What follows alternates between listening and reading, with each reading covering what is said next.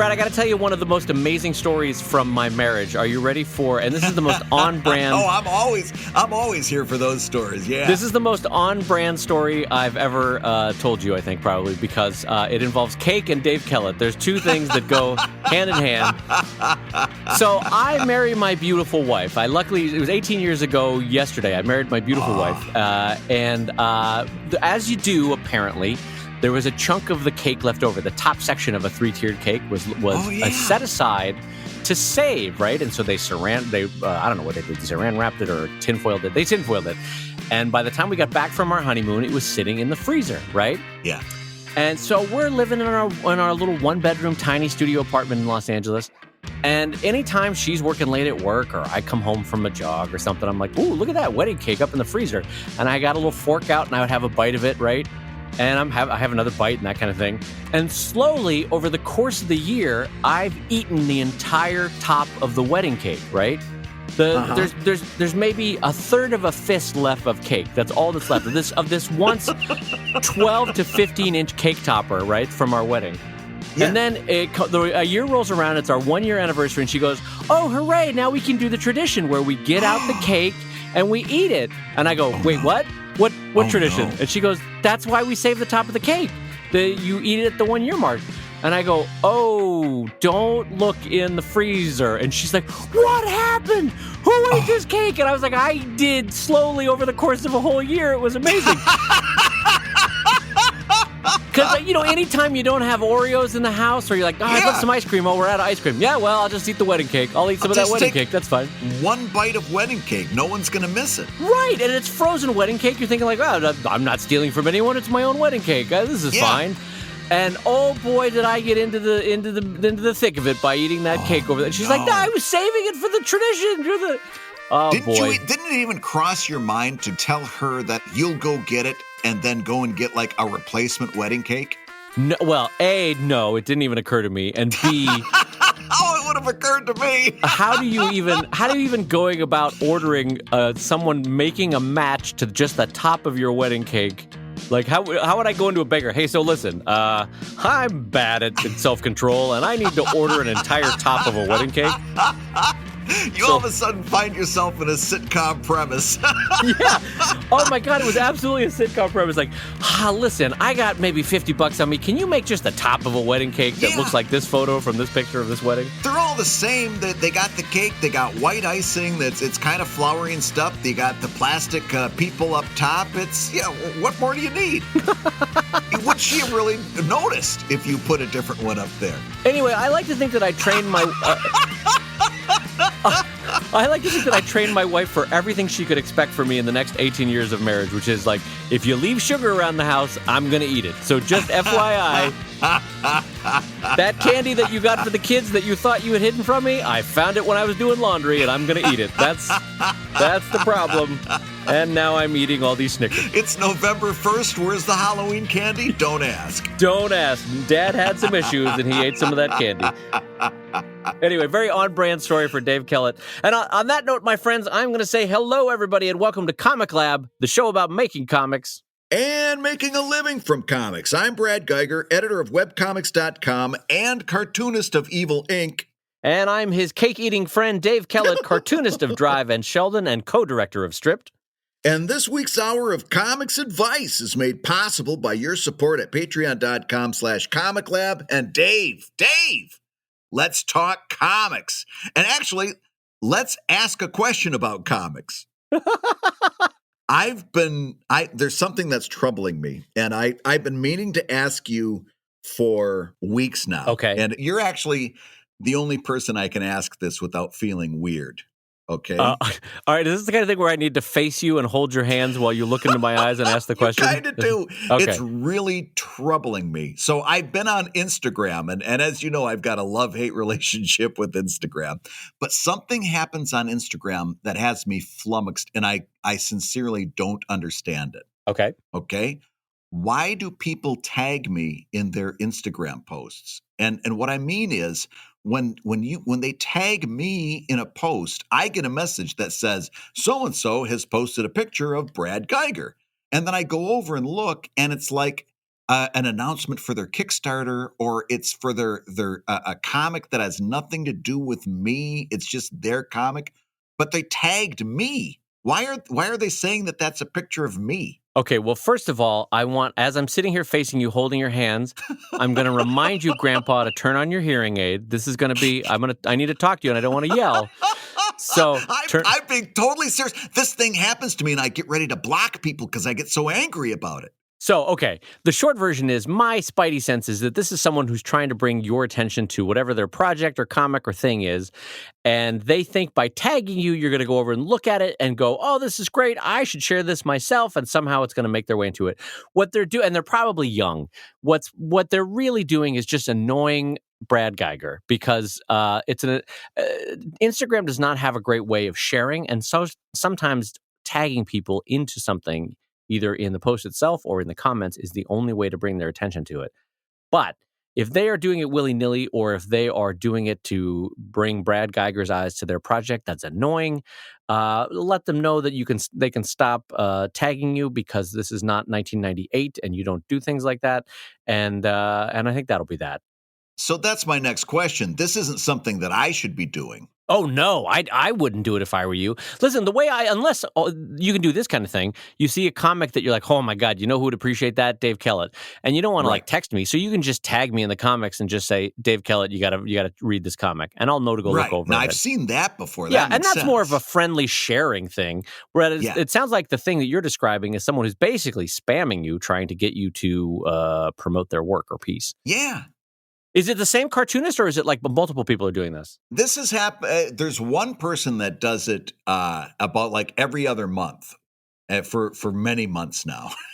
Well, you know what? Some people just don't know decorum until it's kindly pointed out to them. I would just drop them a message on Instagram and say like, "Hey, stop tagging me and stuff. That's you're just spamming me at this point." Yeah, that's what I kind of thought, but it was one of those things that just it annoys me so much. And I'm like, well, maybe this is just like some internet culture that I'm not aware of. Yeah, no, I think more than anything else, this is a young person who themselves is not aware that they are spamming. And if anything, they're hurting their point and hurting their cause by just making you angry at them. So I think just dropping them a note and saying, hey, listen, we all figured out spam 10 years ago. Let's try not to do that, that kind of thing. Very good. Well, now that you straighten me out on that, maybe you can straighten me out on this, because I've got another topic I want to pitch to you. You ready for this? All right, let's hear it.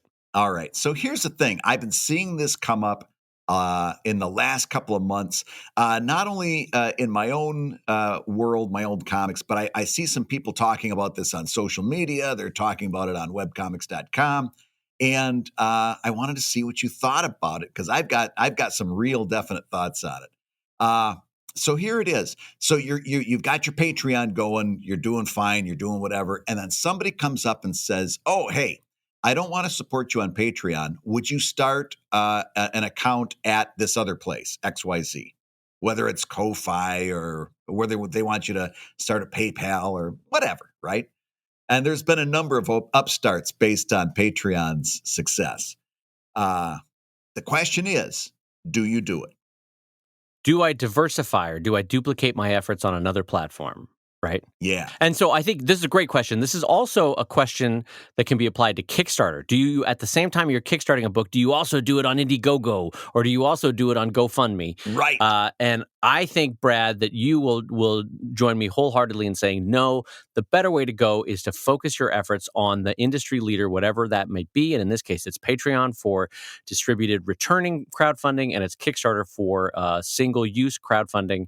I think the better thing is to focus all your guns, all your attention, all your social media comments and marketing, and all your blog posts towards one spot. You will get less confusion. You'll get a stronger marketing message. And I think in general, you will look like someone who is focused and ready to work. What do you think, Brad? I agree. And actually, in your run-up, you said the two magic words, diversifying and duplication. And I think what happens when a lot of people look at this, they think, oh, I'll open up another account with another crowdfunding platform because what the heck, I might as well, right? And they think about it as in fact, I've seen people talk about diversifying their crowdfunding, like they're diversifying a stock portfolio. And they think, and I think they use that word because it makes it sound like, or they might be trying to talk themselves into the fact that they're making a smart decision, right? I'm diversifying. What's the first thing they tell you to do with stocks? Diversify your portfolio. Uh, I don't even have a portfolio to diversify, and I know this.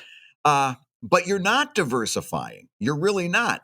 And the thing is, what you're doing is you're duplicating your efforts. And if you really, so let's take that idea and drill down on it. Okay. Yep. What's the big deal with duplicating your efforts, right? Guys, so you can take a look at this from somebody's standpoint as a creator saying, well, listen, I've got this person saying that they would like to support me on Ko-Fi instead of Patreon. Why don't I just set up a Ko-Fi? Right. Great. So let's say you do that. Let's take that hypothetical. Now you've got, every time you post work that's for your crowdfunding backers, instead of posting it on one place, you're posting it on two. And if you really want to do this right, if you've got any kind of backlog at all, you've got to be in good standing with your Ko-Fi people, you've got to take all that old Patreon content from your archive and upload that on Ko-Fi. So the two things are kind of in the same range, right? You're not favoring one over another.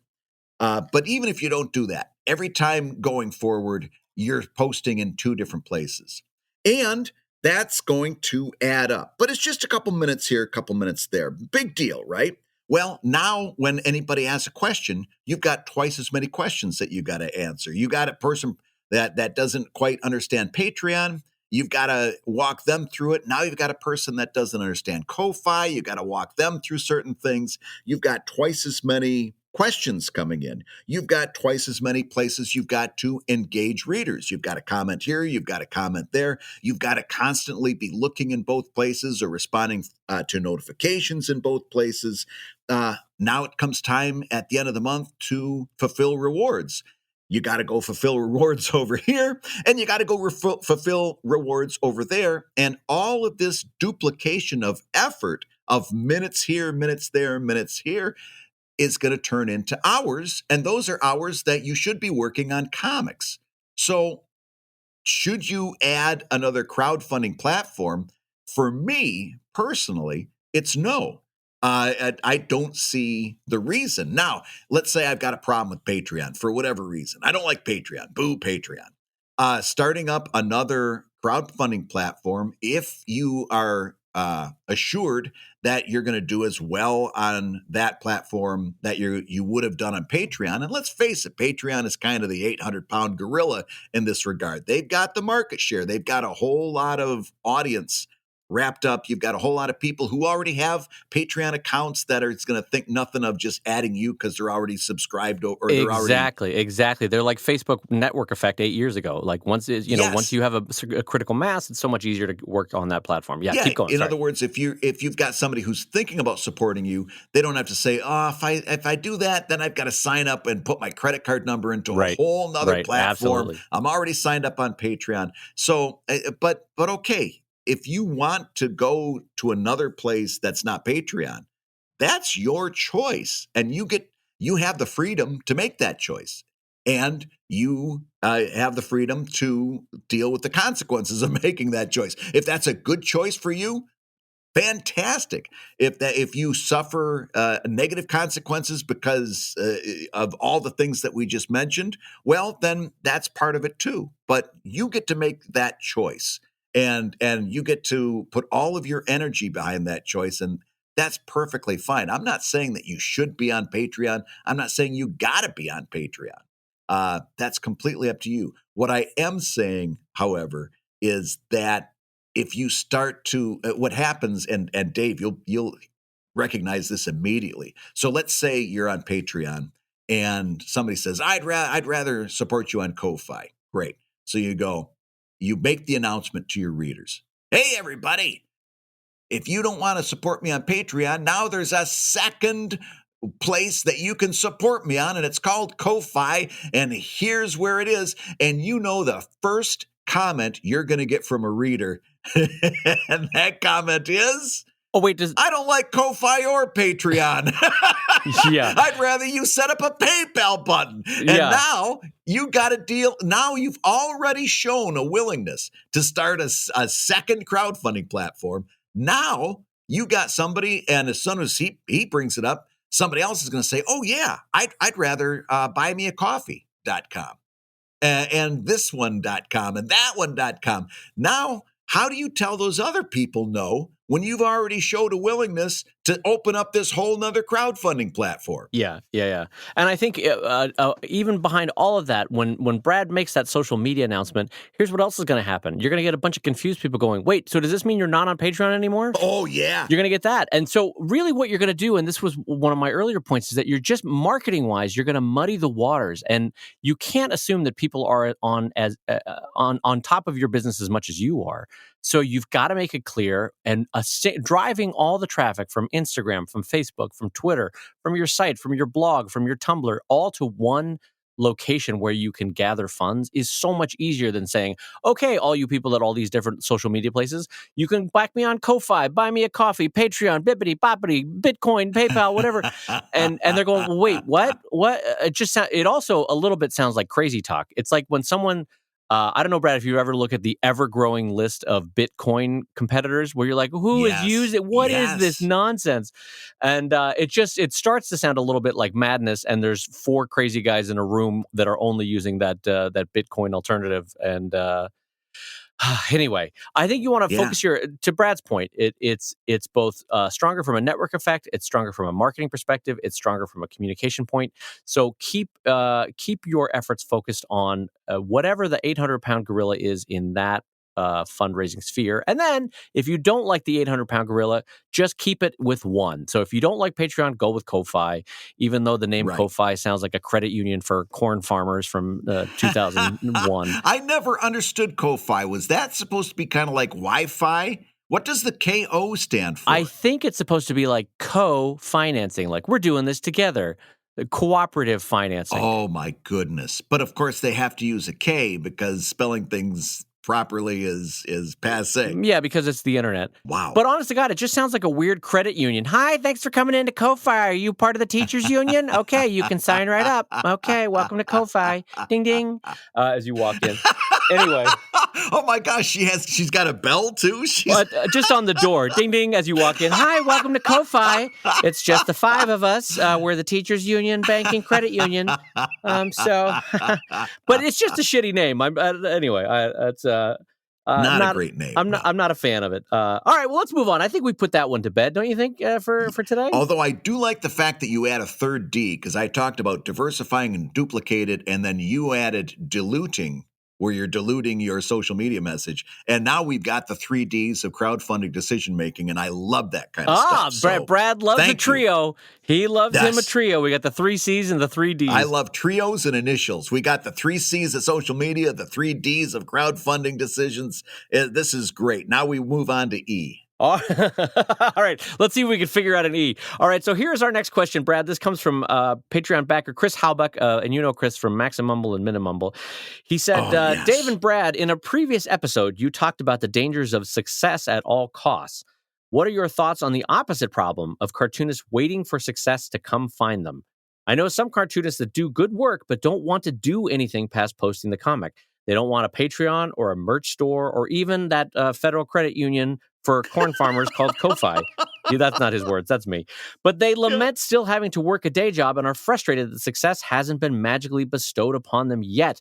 Brad, this could also be extended to a million cartoonists that we know that are in traditional publishing, that are either in syndication or working for a trade book or a comic book shop type floppy, not wanting to go above and beyond just being an artist. Brad, what do you say to those cartoonists? Oh, I say thank you, because holy cats, is it ever tough to make a living as a cartoonist today? And if you were competing with me, it'd be tougher yet. And I'm so glad you're taking yourself out of the running, because I've only got so much talent and it ain't much. So thank you. I appreciate that. What Chris is pointing out is very simple. And that is, we talked about one thing, success at all costs. And he's saying there is a place you can bury the needle on the other side of the scale. and say, yeah, well, you can do, success at no cost or whatever the opposite would be. And yeah, he's absolutely right. And it is a danger. I think, as in all things, the best place is in the middle with a little healthy moderation. But am I going to get very upset over someone who just wants to be an artist and doesn't want to deal with the business stuff and couldn't imagine running their own Patreon because they don't like asking for money and all this other stuff? Am I going to lose sleep over that? Nah. Their path is their own to choose. I don't have to live with their consequences. They don't have to live with mine. I'm perfectly happy they walked down that path. That's okay. I can offer them advice. That's why I do this show. I can throw some ideas out there. I can share some opinions. Whether you agree with them or whether they end up being right or wrong is all yet to be seen. But am I going to lose sleep over that person? Nah.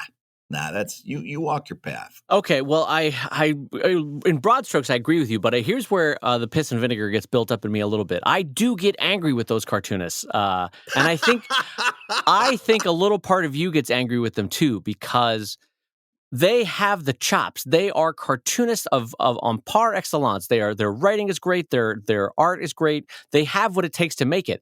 They just wish that a market existed that was 1965 newspapers and comic strips or 1975 comic book stores. That's what they wish still existed, so that they could pass off their work to some magical editor or publisher to take it and make a career of it. But that doesn't exist for so many people anymore. And for an increasing number of people, it's going away from them. They had it, but now the comic book shops are dying, or now traditional publishers aren't offering advances like they were, or now syndicates can't bring in a workable salary like they could 30 years ago. And I get pissed because you have to live in the world of today, and you can't pine for a day that no longer is here. And now cartoonists have to have an entrepreneurial hat on. And if they don't, two things are going to happen, and this is why I get pissed. Path number one, they never get to be a cartoonist. They have to take that accounting job or that job at a bakery, or they have to be, a junior librarian, and it's an okay life, and they live. But then they die 6 years later, never having been the cartoonist they could have been, right? And so that's path number one. Path number two is they I don't want to deal with the business, fingers in the ear, and then they go work for a publisher that takes the vast bulk of the income from the gross of the sale of that book, and that leaves them with a tiny little author's net at the end of it. And then what we're going to hear from them 30 years from now, Brad, is, hey, everybody, I'm on GoFundMe because I have a liver problem and I have no savings because I lived hand to mouth, frankly, working for a publisher my whole life. And oh, shit, how did this happen? I was a great Silver Age cartoonist. Oh, anyway, GoFundMe. Let's give me a liver.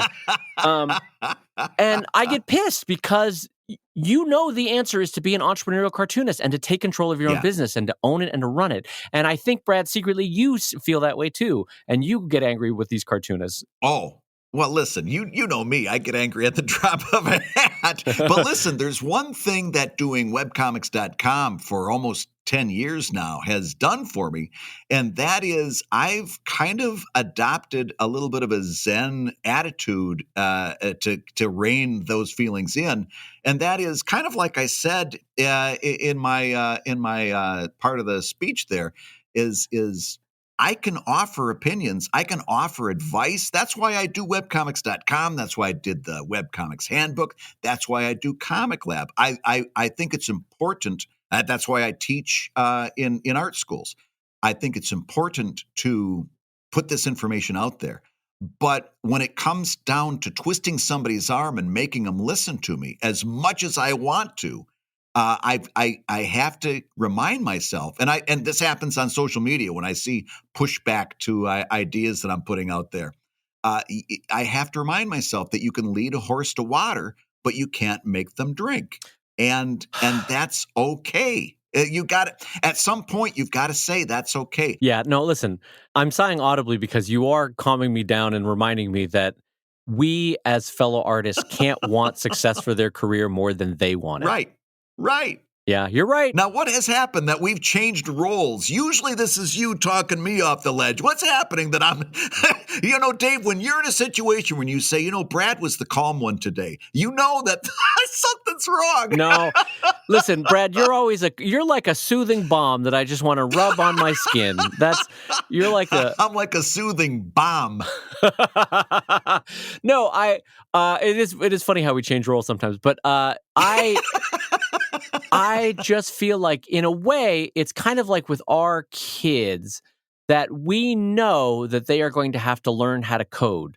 Like you can't raise a kid and be like, nope, they don't need to code. They don't need to know how computers run. Like that generation needs to know how to code. And if they don't learn it right now, they're going to learn it in college. And if they don't learn it in college, they're going to learn it when they first get out. Somehow they have to, what I'm saying is, every generation has new challenges, and you have to rise to those challenges. And for cartoonists now, it's the absolute diminishment of mass market distribution for comics, aside from trade books like Raina Telgemeier and Dave Pilkey with Dogman, it's that kind of stuff. And that you have to, there's so many career possibilities though for cartoonists. And what an amazing time to be alive and to be a cartoonist and to have a completely independent career path. My gosh, yes. People, the Haight-Ashbury cartoonists would have killed for this if it had existed back then. Mm-hmm. Instead, they had to eat Cheerios out of their bong as they were sleeping on a friend's carpet in San Francisco. But the idea that you can have no editor, no publisher, no printer, and be making $60,000 to $250,000 a year as a cartoonist with Patreon and Kickstarter and other resources. That's amazing. And I'm boggled when people don't want to put on their business hat and make that happen. Or just put a little effort in, But then again, it's you can't want it for them. And frankly, if they wanted it badly enough, they'd open up their eyes and look around. Because as you noted, the economic system that they are relying upon or they are wishing for hasn't existed for 20, 30, arguably 40 years, right? Yeah. This hasn't been a healthy industry for a long time. And the writing has been on the wall very clearly. So you can't go over and force their eyes open, and that's okay. The other reason that I try not to get too upset is that it's like, well, you know what?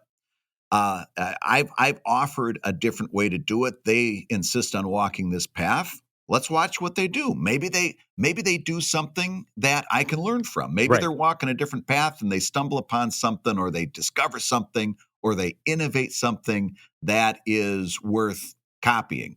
So see what happens. Your answer then to Chris, because Chris says they don't want a Patreon or a merch store or even a Ko-Fi, but they lament still having to work a day job and are frustrated that the success hasn't been magically bestowed upon them yet.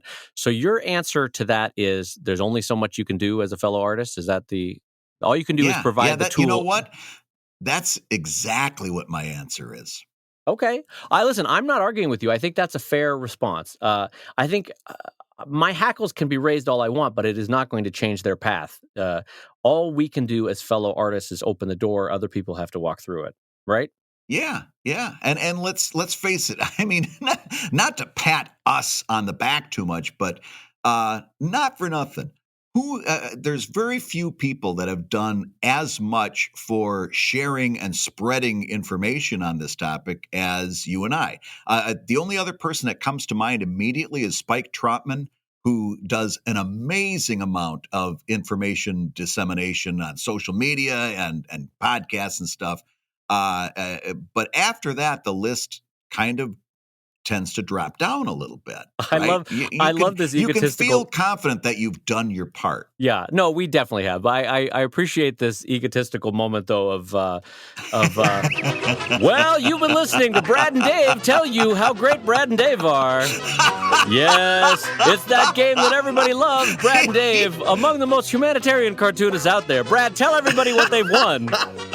They've won yet another trip inside my brain because this is what goes on every day. How great I am. All right, you get a copy of the home game. All right, Brad. Well, I'm going to turn us to our next question from Steve Barry. Steve's one of our $5 backers on patreon.com/comiclab. And Steven asks, Dave and Brad, how do you manage multiple projects? So, Brad, you have, God, at the time, 6 projects going. You have Evil Inc., you have Evil Inc. After Dark, you have Right. webcomics.com. At any given time, you have a smaller project on that to-do list. What else am I forgetting? You have you always are great at this. Well, Evil Inc., After Dark, webcomics.com, Comic Lab. You Oh, right. forgot. Yeah, that podcast thing you do. Yeah, that thing. And then fill in with any number of ancillary like commissions for Patreon and stuff like that.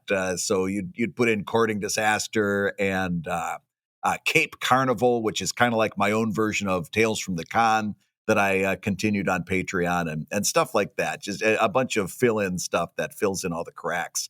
Right. And teaching at University of the Arts, I guess you have to include in there as well. Yeah, I would imagine. Yeah. So the the answer is how do you manage multiple projects? The answer is poorly.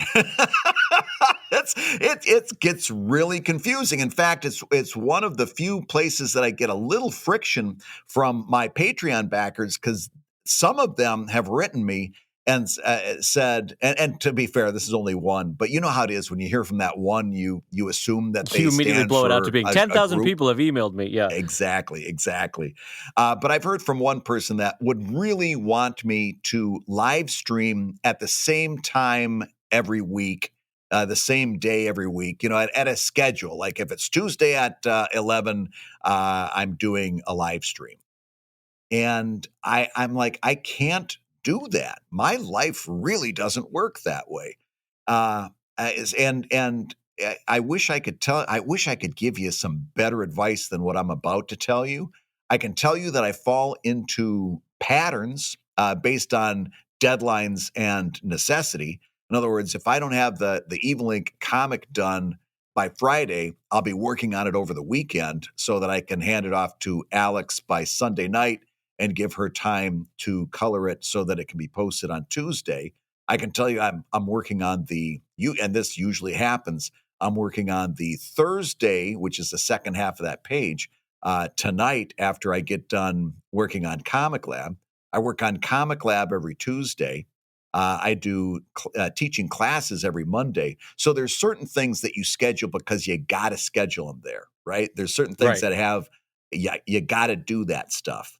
And then there's other things that could be done at other times. But what I like to do is I like to trade off on creative things and stuff that I call housekeeping. So, like going through a Comic Lab podcast and putting in the show notes, right? Doesn't take me a whole lot of time, but it is something that I like to sit down and do to help keep the show healthy, right?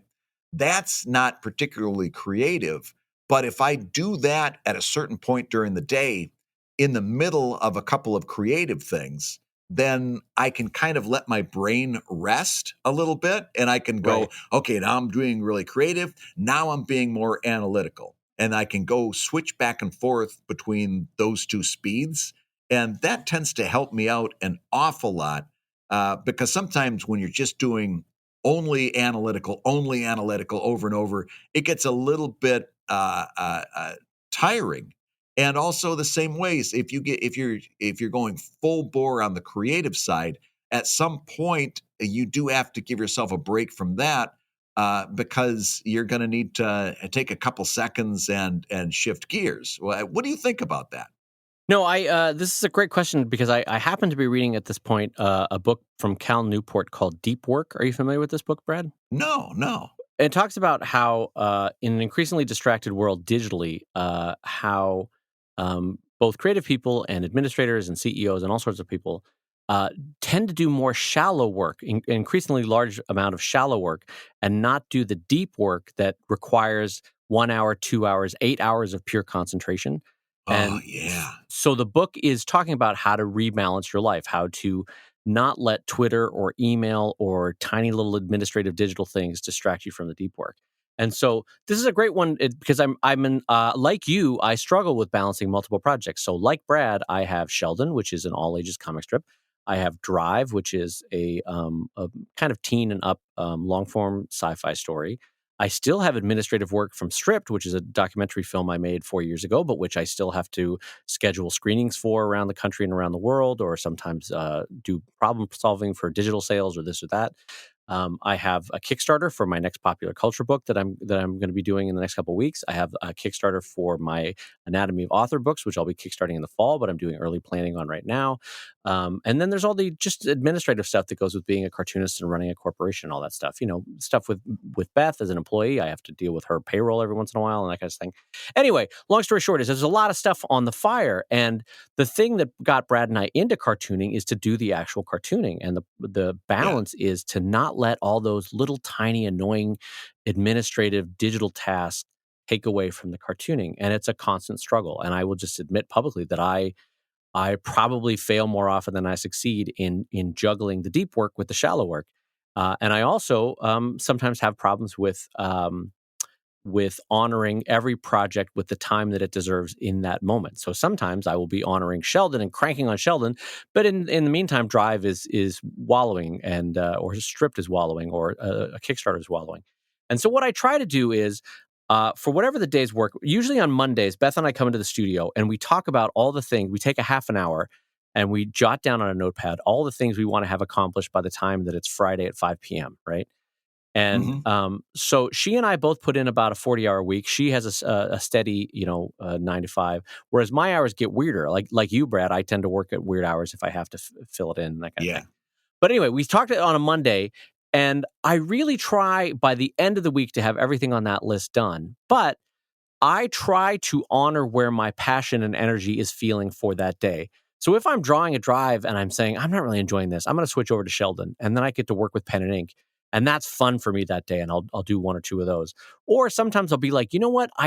My creativity is stalling. I just need a task right now that's like a rote physical job, like something like Excel, Yes. or, Yeah. answering emails or that kind of thing. And you have to honor those moments, like if you're not feeling it. So on some respects, even though I honor and co-sign with Brad that it's hard to juggle multiple projects, in some ways it's also a blessing, because if my mind is not feeling project A, I can jump over to project B and tap into whatever energy I have for that at the moment. Brad, like I'm sure you would agree that happens with you too, right? Yeah, yeah, and there's another thing that's an interesting facet of this conversation is that I'm very close to hiring a assistant in the same way that you've hired Beth, and that's the first thing that I want that assistant to take is some of these shallow tasks so that I can have more time for the deep tasks, and I guess maybe what our advice to another cartoonist who might be starting out or might be starting to build their career is that don't spread yourself into a whole lot of different things that is going to Right. create a whole lot of shallow tasks. So if you're a web cartoonist right now and you're thinking, well, I should be doing you're looking around at other people that you like to emulate, and you say, well, I should be doing a podcast, I should be doing a documentary film, I should be doing all this other stuff, I should be writing my memoirs.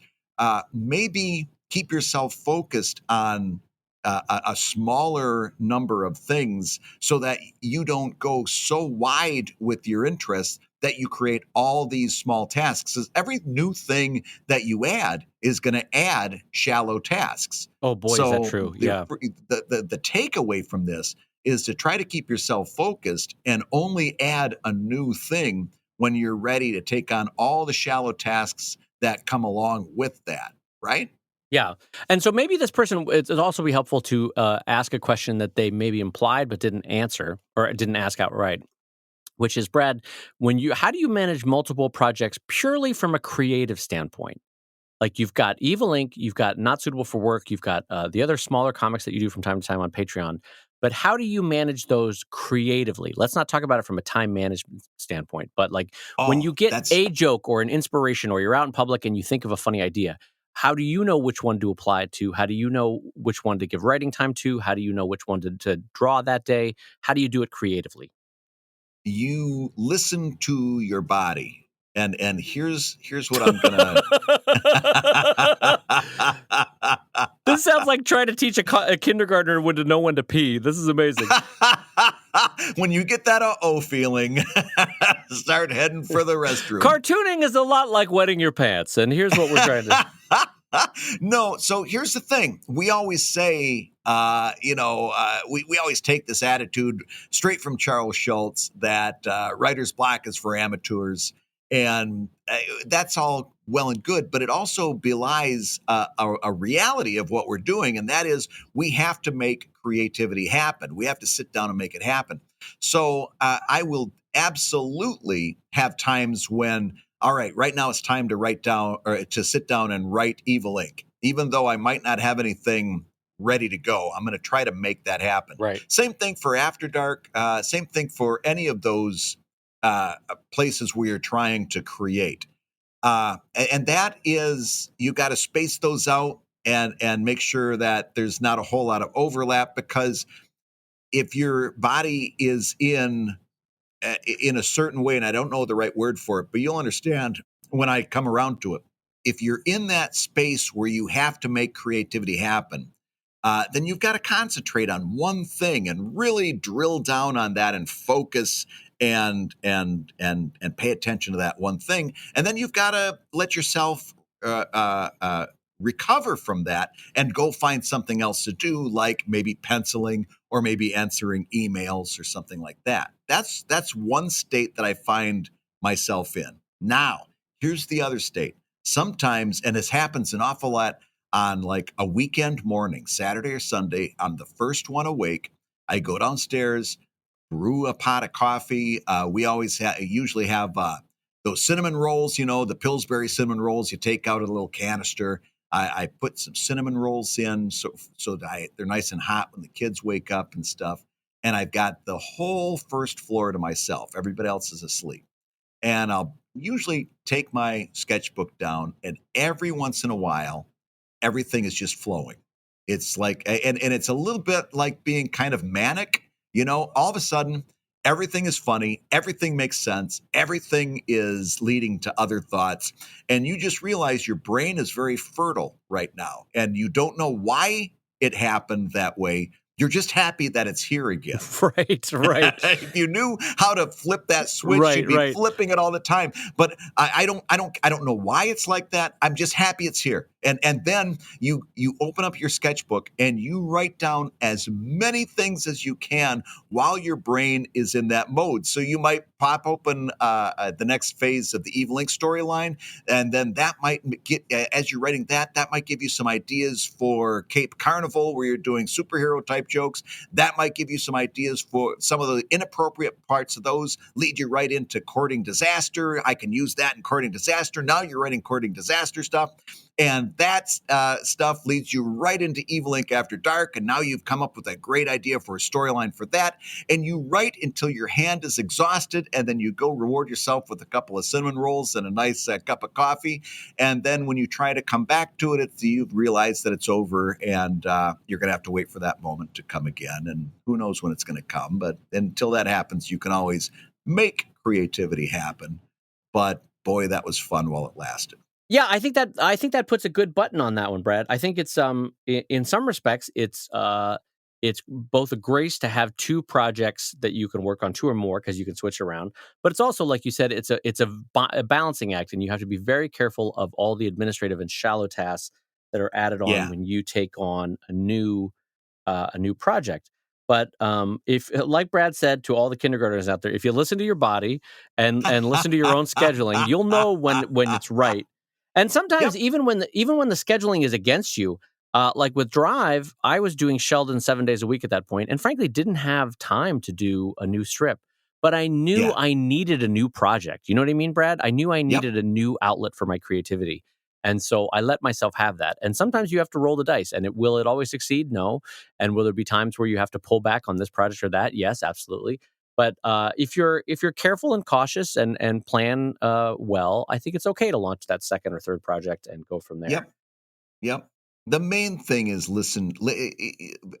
take your brain at face value, I guess maybe is the way to say it. If you're not feeling it right now and you're trying and it's just not happening, The beautiful thing about working multiple projects is, okay, I'm writing Evil Inc. and I put an hour into it and it's just not happening. Well, that's okay because I can go do this other thing now. And maybe, I can make things happen over there.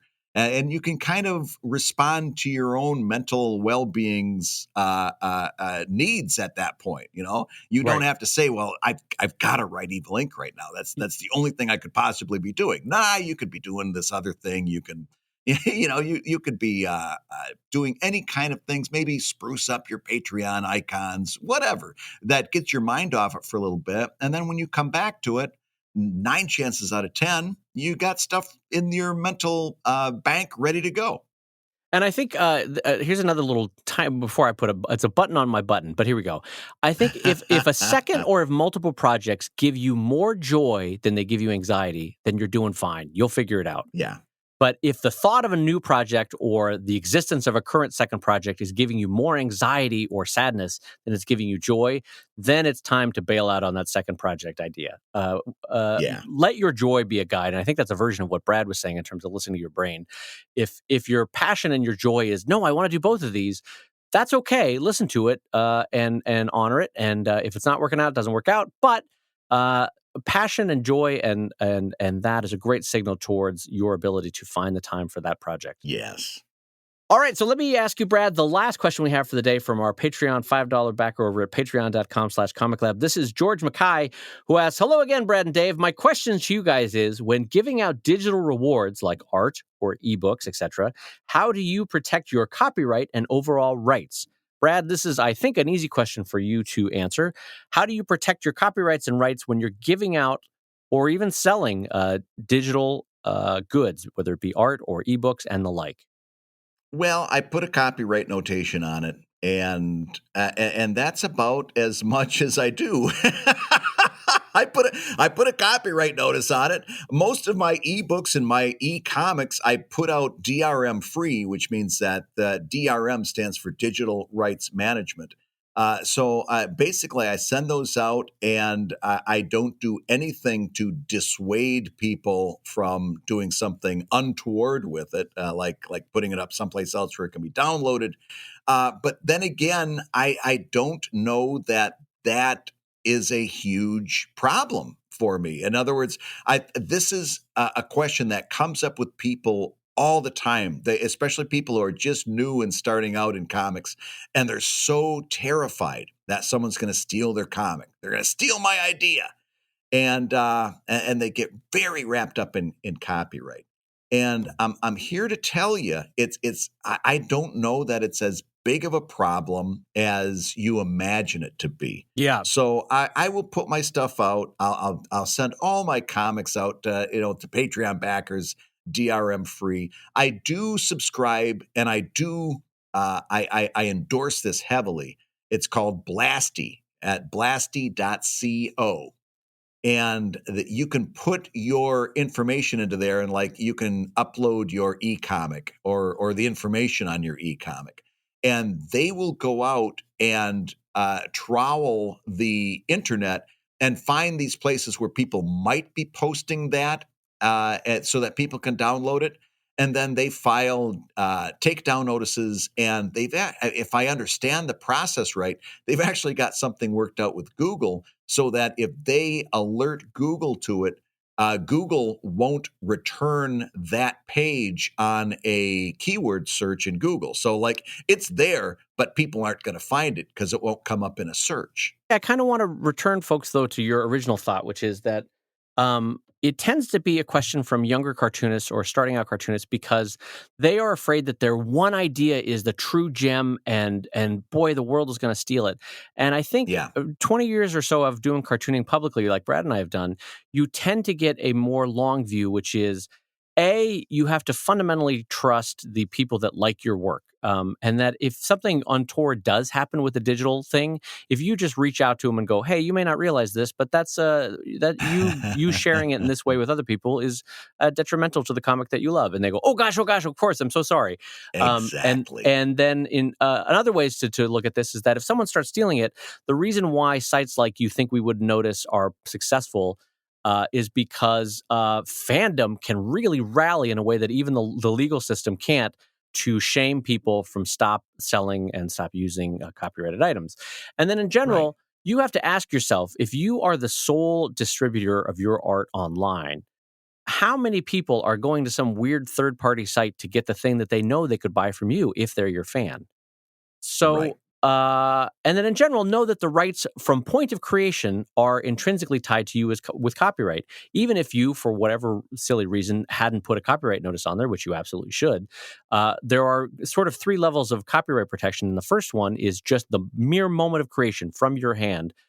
Copyright is immediately assigned. And so, Mhm. uh, and again, Brad and I are not lawyers, but this is just sort of things we've picked up along the way. So if I have it wrong, I'm sure the next time our dear friend Katie Lane is on the show, she'll correct me. But um, the generalized thing is that you can go through life being anxious about this stuff, or you can do the best you can, which is to apply copyright to let everybody know that it's for sale. Here's the clear vendor of my things from me for you. Please buy it from here. And then if anytime you ever spot it, you can either, if it's a fan, you politely let them know to take it down. If it's a third-party business that's clearly ripping you off, you can file a C&D through a lawyer. And to Brad's also point, you can use a site like Blasty, which can help you identify third parties that are using it incorrectly. Yeah. But when you say, Brad, the big point is that don't come at this from a constant point of anxiety, because you'll only make yourself unhappy, I think. It's one of the biggest things that I wish I could wave a magic wand and make disappear from young cartoonists' worry list, because it really is a much smaller worry than they make it out to be. And by making a lot of fear-based decisions, sometimes I worry that they're doing themselves more harm than good when they're so wrapped up in worrying about copyright. Like we talked about a few episodes ago, like that I found that one really good single panel cartoonist, and they were putting a watermark, a huge watermark, in the center of all the stuff they were posting on social media, where you would expect that they would want it to be shared so that they can get more, build audience and readership. And that's fear-based decision making at its finest, and it's And it's detrimental. detrimental. Yeah, that's the key point. It's detrimental. That's the one thing I wish I could get people to calm down about a little bit. It's good to be vigilant. It's good to know that you've got copyright law backing you if you do need to face somebody down. It's good to know that you can do that. It's also important to know that sometimes, we've seen this happen with T-shirt designs and things of that nature. Sometimes you're going to just get the short end of the stick, and that sucks. But then when that happens, it's also good to know that the only thing somebody can steal from you is what you did yesterday. And your power as a cartoonist is your ability to do what you're going to do tomorrow. Yep, absolutely. Well, I have two last thoughts that I want to add on to Brad's excellent point, which is one, just echoing Brad's point about sometimes it can be detrimental.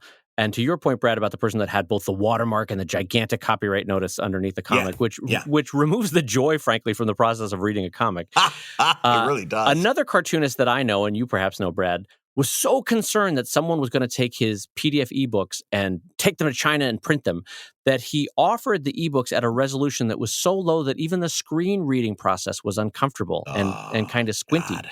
And Yeah. so what do? You're robbing Peter to pay Paul there, in the sense that you're like, no one's going to steal my book because it's going to look so bad even in ebook format that no one will want to steal it, you know? Right. You're cutting your own throat. Yeah. So anyway, I wanted to echo Brad's point about sometimes the fear over copyright can be so detrimental that you actually are shooting yourself in the foot. Oh yeah. Well, actually, it occurs to me that I can finally tell this story, which I kept quiet about for a long time because I did not want to give this group any notoriety whatsoever. But I can tell the story, and I think it's got an interesting moral to the story, and it comes from the NSFW community. First of all, I'll just warn you, Dave. You might be blushing in a I'm couple tittering. moments. Oh. No, but it comes from the NSFW community, specifically on Patreon. And there was this group that was going in, creating a false account so that they could access the NSFW content. They'd scrape it all, take it to this hub site, and post it. so that people could go and look at it for free, right? They were scraping the Patreon content. This was happening, and it was really causing a lot of anxiety in the NSFW community, because it's like, well, the next step is nobody's going to be our Patreon backer because they can get this stuff for free. And what's going to happen? And I got a number of private emails saying, what are we going to do about this? We got to do something about this. And I said, okay, listen, I'm not crazy about it either. It makes me very upset, especially because they were so darn good at doing it. Right. I mean, I would, for a while, just to watch, just to see, just to experiment, I would watch as soon as somebody joined my Patreon at the $10 level. You could find out very quickly if they were using a false email. They were up to no good, and you block them. And the whole process between getting the notification and blocking somebody, I got down to an art, and I could do it within minutes. They'd still scrape tons of stuff from my site. They were so good at it. So I said, here's the deal. We gotta think this through. Number one, we've alerted Patreon to it. And this is as much Patreon's problem as it is ours. This is a problem they need to solve for their own reasons as much as for us. And they're on top of it. And I don't have any direct information. My spidey sense that it was that they did a very good job of applying pressure in the ways that they needed to apply pressure. But here's the other side of all that. This hub site, which had gotten very good at scraping content, was generating huge, gigantic server bills. Because it's all at some point, they've got to host all that content, right? And it was great because they from their standpoint, it was wonderful. They had all of this content and a lot of people going to view that content. So they had server traffic as well. And it was, here's the stuff that people are putting up on Patreon behind the paywall, and you can see it here for free. Woohoo! It's free. And I said they're going to collapse under their own weight because, it was delightful. This person would put out notices. Hey, my next server bill's coming up. If you want to contribute to the PayPal, you can help me pay my server bills. And I'm looking at this going, you dummy. You've made your entire audience out of people who expressively don't want to pay for the content they're looking at. They're not going to contribute to your server bill. And eventually it crumbled under its own weight, or Patreon got involved and did what they needed to do very quietly. And like I said, I have no information on that.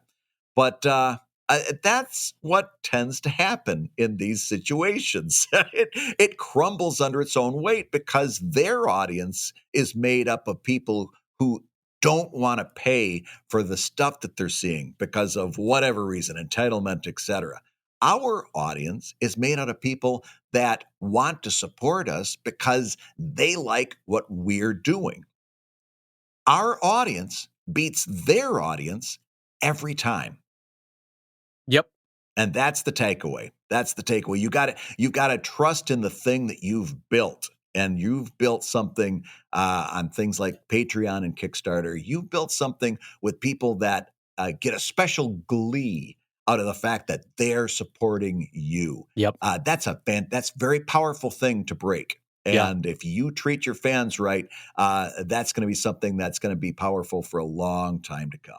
Well, and as one big capstone to this entire conversation, I want to say that we all owe a collective debt to one cartoonist who made copyright happen for the first time ever in England in 1734. Do you know who that is, Brad?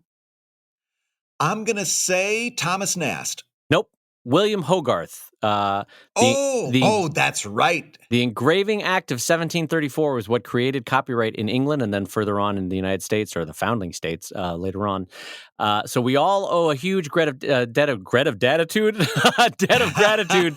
to William Hogarth for getting that started, which has expanded in both power and scope over the years. But copyright, as we know it, was a big part of his career, and we owe him a debt of thanks for that. So good job, William Hogarth. Well, and that was because of very similar issues, right? Was that a Rake's Progress that came out from that? And people were knocking off his engraving plates, and they were done pretty shittily. And he instituted the act so that the artist had the right to go after them. and to get their distribution shut down. And so we all collectively owe him a debt for that. It was great. Thank you, Mr. Hogarth. Well, Brad, all right, now, as a special treat, we also have a guest on the show. So let me hit the few buttons, a few knobs, little doodads here, and we're going to welcome on the show Rob Salkowitz. Hey, if you're listening while you work, take a minute to stand and stretch. And while you're doing that, we'll tell you why you should join us on Patreon. Oh, when you do, you'll get hours and hours of podcasts that we've recorded just for backers. And exclusive Patreon posts that go even deeper on Comic Lab topics. And access to our exclusive Discord server, a thriving community of professional cartoonists. So you can support the show you love and get tons of actionable resources for your own cartooning. And listen, if you can't swing a pledge this month, no worries. You can still support the show by rating us wherever you get your podcasts. Leave us a 5-star and a few kind words. That, and along with mentions on social media, is incredibly helpful. Now, let's talk comics.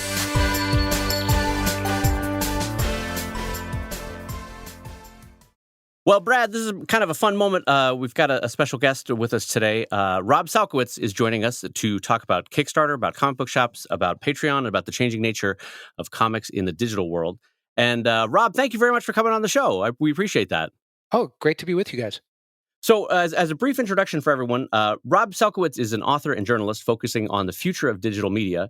His 2012 book, Comic-Con and the Business of Pop Culture, looks at the future of entertainment through the lens of a show that Brad and I know very, very well, San Diego Comic-Con.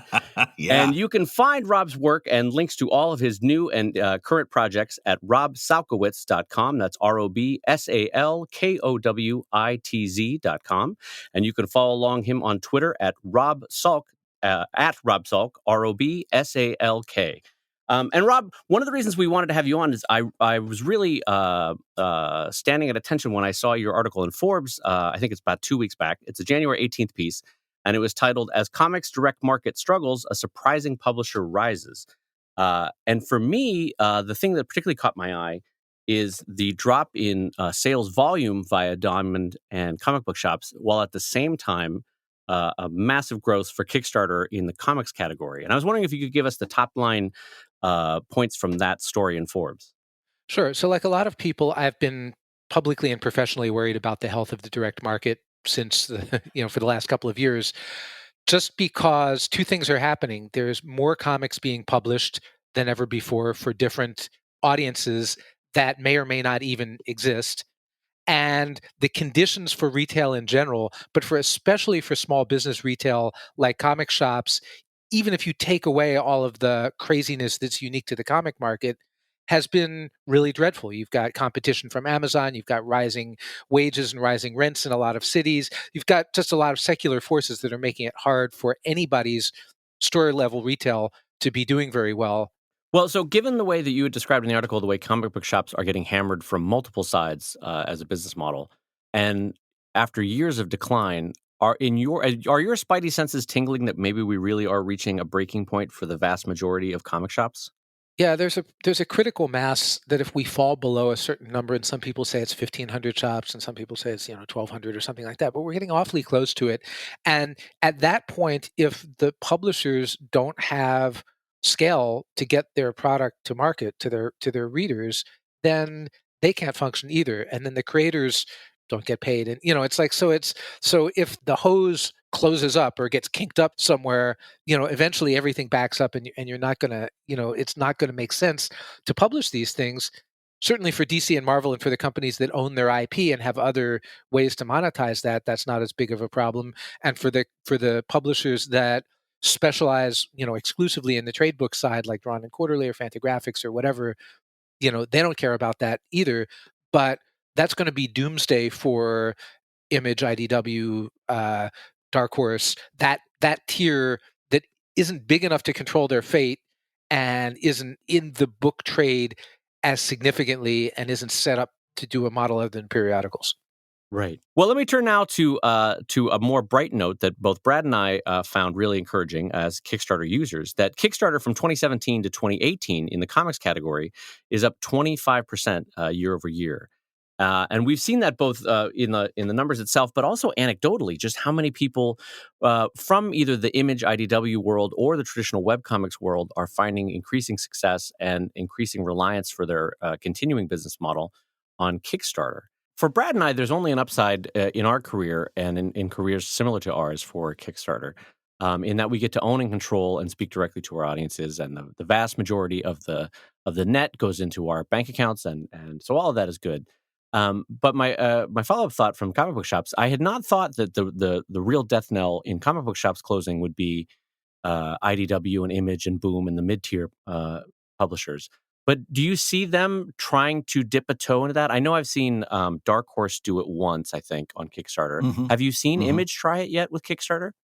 I don't know if Image does it, but the Image model is practically Kickstarter. I mean, the creators bear a huge amount of responsibility for, promoting and packaging their own book, and Image gives them certain amount of air cover and access to the market and things like that. But um, it's actually closer to that. IDW with their publication Full Bleed.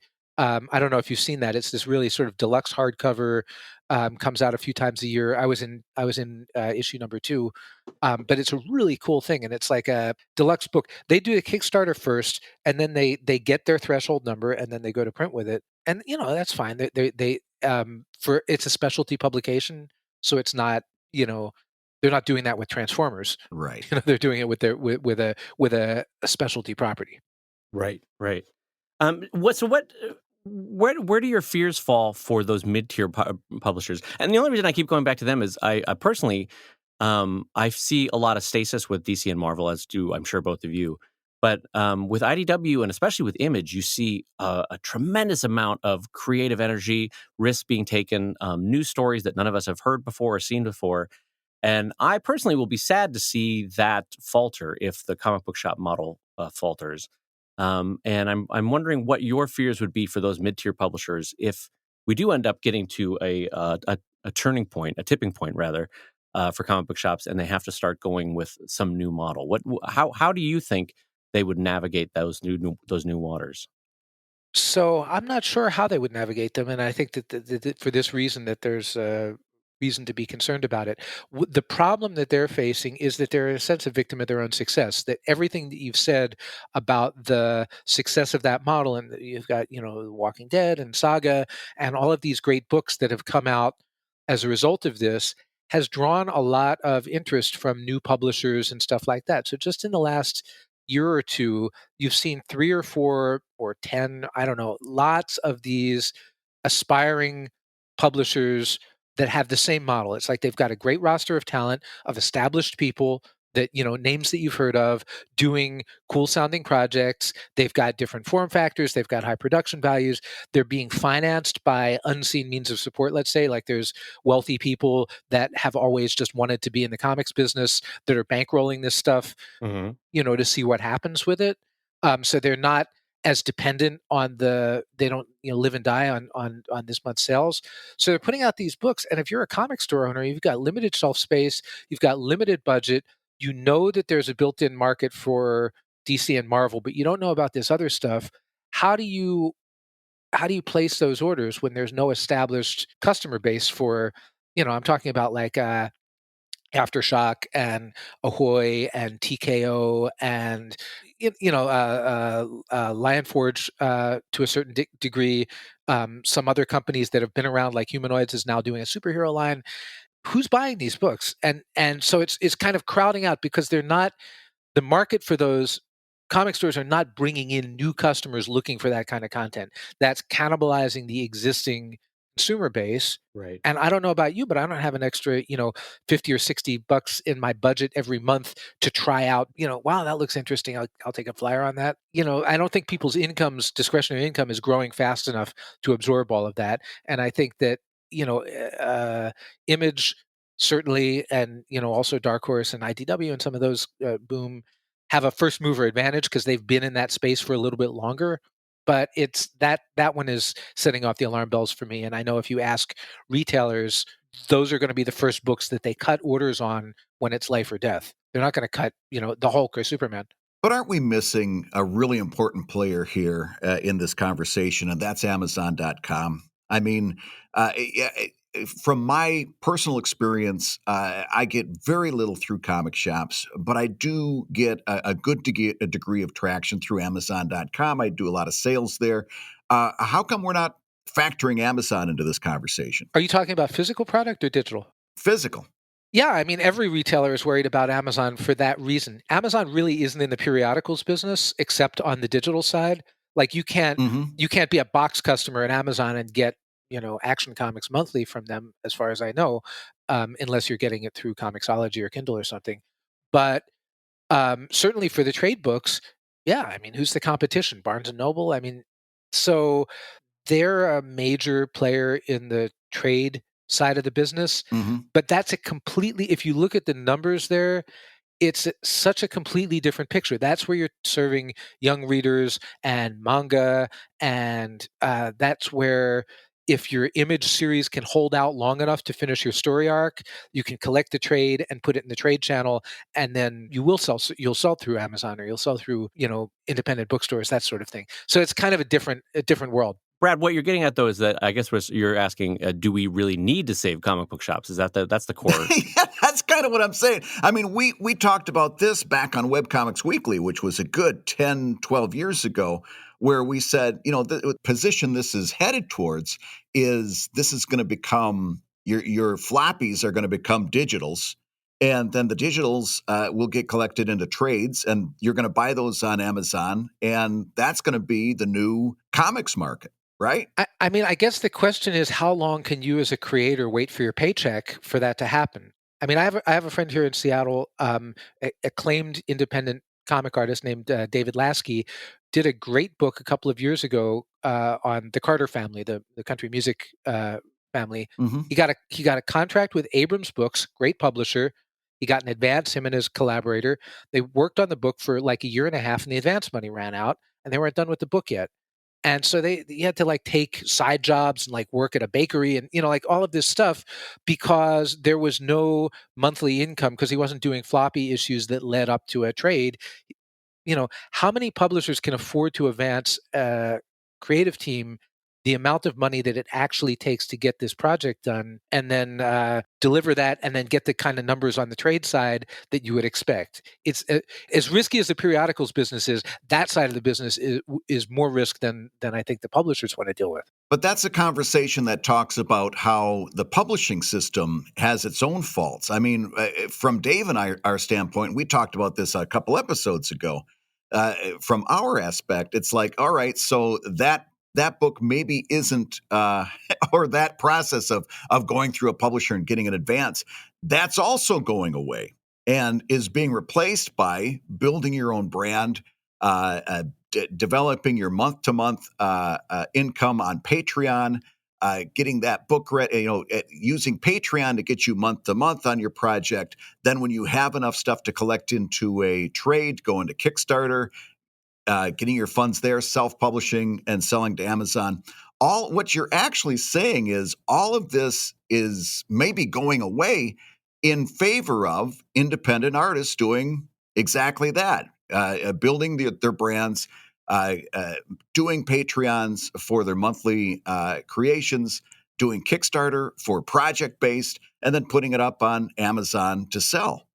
Yeah, I think that that's definitely happening. The problem with that is it is much less predictable, and it's much harder to scale.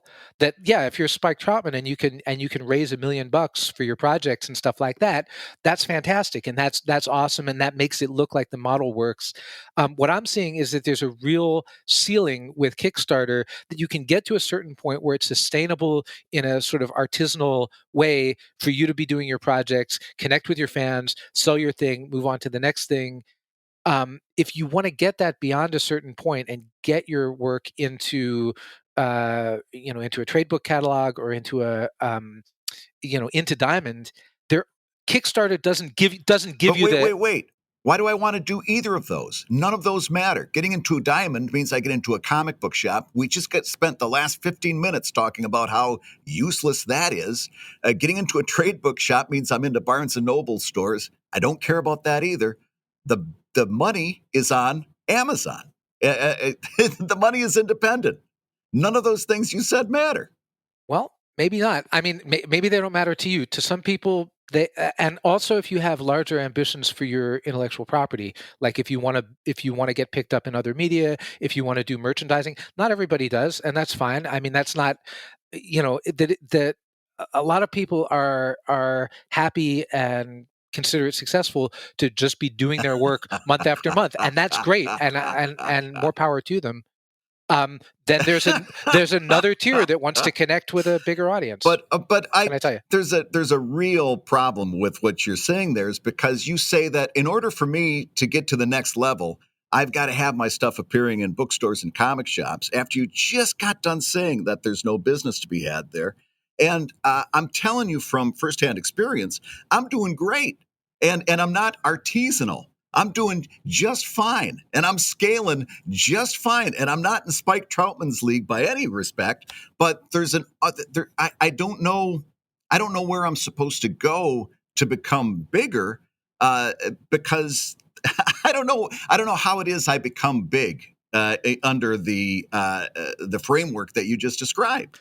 So to try to thread the needle between the two of you discussion-wise, so I think what Brad's getting at is if you're already making $80,000 to $150,000 a year as a cartoonist between Patreon and Kickstarter, Yes. what advantage is it to try to break into a system that's actively dwindling, aside from trades for kids with Dog Man and Smile and Amulet and that sort of stuff? Is there still an advantage for the average cartoonist to try to pursue that route? And he and I would argue that it probably increasingly less and less and less, to the point now of being almost marginally small chances of making that work. Whereas the growth rate on Patreon, the growth rate on Kickstarter has been year over year better and better and better. So isn't that the better path then for comics going forward? I mean, why try to save a business that was set up in the 30s, 40s, 50s to distribute floppies, at nickel, dime, and quarter prices, when that's clearly no longer working for the average cartoonist? So I think that's where we're trying to thread the needle here is why even try to go into comic book shops? Why even try to go through Diamond? Why even try to go through those traditional systems when they're so clearly dying on the vine, and the signs are pointing increasingly towards Kickstarter and Patreon? Yeah. Do I summarize you right, Brad? Yeah, you put that much better than I did. I think the future of the business that you're describing absolutely is the future, and that the old model is dying. The problem is that you've got, if you can picture, like these two cliffs of, like the past of the industry and the future of the industry, and what's connecting them is this like little tiny rope bridge that we all have to get across safely, and it's like the threads are fraying and the planks are falling down into the cliff and stuff like that, and we all have to sort of make it over to the other side. And some people have made it and some people haven't. One thing that I think that the established publishing business does right now is it confers some credibility, and it allows you to build a fan base from which you can then transition more successfully into a Patreon, Kickstarter, fan funded model. You can't do that unless you have a fan base, and you can't build a fan base very well. And again, there's the exceptions that prove the rule. There's like Noel Stevenson and Hold on. Finish that sentence. You can't build a fan base how? I built a great fan base self-publishing. I didn't need Marvel, didn't need DC. I had a website. I published. I did good stuff. I gathered a readership, and I went on from there. I didn't need any of that stuff that you're describing. I built a perfectly stable bridge, no frayed threads, no wood falling off. So I think to Rob, to argue a different point. So one of the things that Brad and I have long been holding is that every different stage for the history of comics has created, not necessarily created, but has what's the word I'm looking for? That a different type of cartoonist has risen to the occasion for each stage of comics publishing. And that when newspaper syndication was really working, and it's not really anymore, when it was really working, a certain kind of cartoonist rose to the fore and knew how to write family friendly and knew how to write all ages, didn't really have their hands on the business at all and let a syndicate take care of it. And when Marvel and DC were really kicking, someone really figured out that, okay, I know how to write for capes and cowls and I can do that and go great. And then a different kind of cartoonist would figure out the New Yorker and Esquire market and that kind of thing. And I think a big part of Brad and I's argument is that a new kind of cartoonist has to rise to the occasion now, and they have to be increasingly entrepreneurial. They have to run their own business. And frankly, that there is almost a disadvantage to going with publishers now in that you can build a really stable, really happy life, but you have to wear many hats, and maybe that's okay going forward. Yeah, and if you have that combination of skills, more power to you. I mean, that's terrific, and I'm glad to hear that you're successful with that, and that that in every generation there's a few people that pick that lock and figure out how to do it. One of my friends, Dennis Kitchen, did that in the underground era in the 1960s, when there was a very specific strategy that you could use to sell those kind of comics. Right, absolutely. Yeah, the hate Ashbury crowd had a very specific skill set too. Yeah, exactly. But 99%, I don't know. But it seems to me that in my personal experience, that it's an unusual combination to have both the business acumen and the creative ability. And that's those people that have those two things together, I bow down. I mean, that's incredibly impressive and bodes well for your success. A lot of artists just want to be artists. A lot of artists don't want to deal with this stuff. And there's a division of labor, for better or worse. If I said that it was less rare than you think, and you might be not looking in the right places, would that be would that make sense? Of course, I would love to be wrong about that. I mean, nobody can know everybody and everything. So yeah, no, the Right. good news is here, both of you, Brad and Rob. I think the good news is that Kickstarter is proving the point. Is that most cartoonists, because we're basically seeing an increasingly, it may not be as deep, but an increasingly wide pool that allows more cartoonists to dive in, and that 25% growth rate year over year for Kickstarter for an already large sum of money coming in, that only bodes better and better as a younger generation comes on board with this. the better number from Kickstarter is not that 25% growth rate. It's the 75% project funded rate for comic projects. 75%, Right. 3 out of 4. That's really, really good. And it's been getting better every year because, to Brad's point, people are getting better at this. I think they're recognizing that you need those skills and you can't just have one. And that's good. Legacy talent, people that have been in the business for a little while, the pains of adjustment are there. But if you're brand new coming into it and that's the cost of entry, that's the ante at the table, then fine. If you're in it, then you've got that. That's great. Yeah, it's a little bit like to Brad and my perspective, it's a little bit like when the generation that didn't want to ever adapt to digital had to adapt to digital. Like I don't want to use Photoshop. I don't want to learn how to scan my comics. I want to hand it to a photographer and they'll print it up for the next Marvel issue and that kind of thing. And then there was a really painful transition period, but then everybody just had to assume, okay, the skill set that I'm going to have to absorb is Photoshop or Adobe and that kind of thing. And I think what Brad and my point is for a lot of cartoonists is that the writing is so clearly on the wall here, both for traditional comic book shops and for Diamond in general as a monopoly, that a new skill set like those cartoonists that had to adapt to digital is that the new skill set is you have to adopt an entrepreneurial standpoint and put on that hat and learn the business side of things. Or else you will be one of those people who's incredibly talented at comics but can't make a career of it because it's required in this age going forward, I think.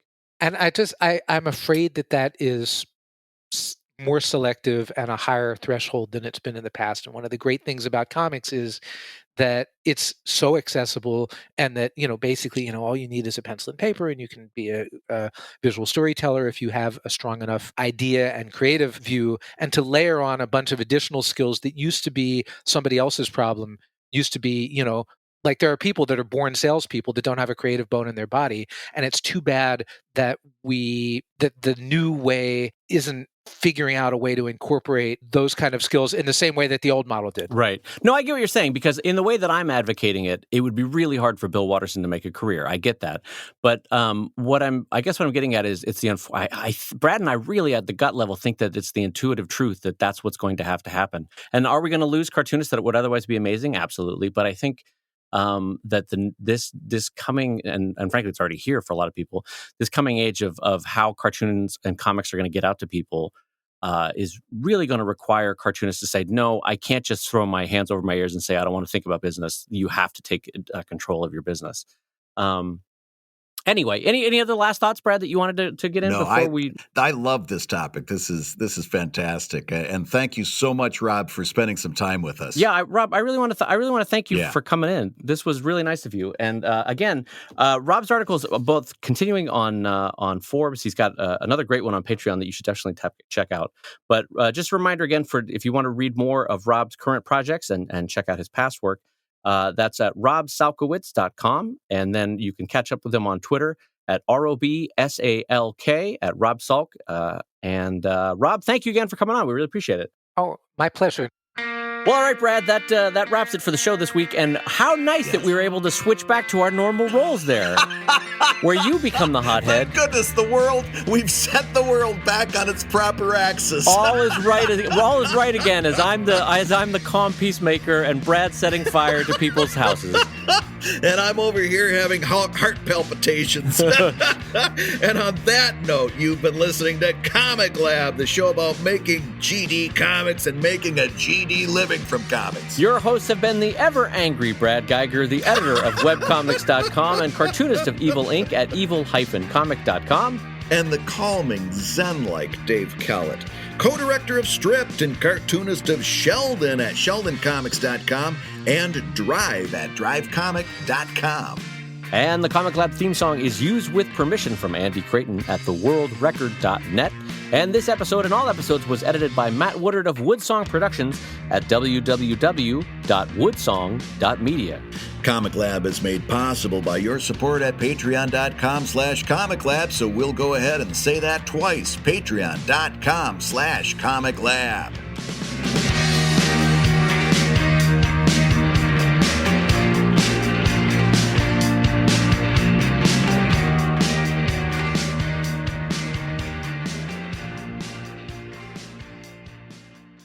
Ding-ling-ling. Oh, hello, sir. Welcome to Ko-Fi. Did you come in to make a deposit? Sir, welcome to Ko-Fi, one of the best named cooperative banks in all of Kansas. Come on into Ko-Fi. Yeah, I'm looking for a place to put my Bitcoin. Oh, well, take a piece of hard candy. We'll have a seat. One of our bankers will be right with you. I'm sorry, here at Ko-Fi, we only use BitCob.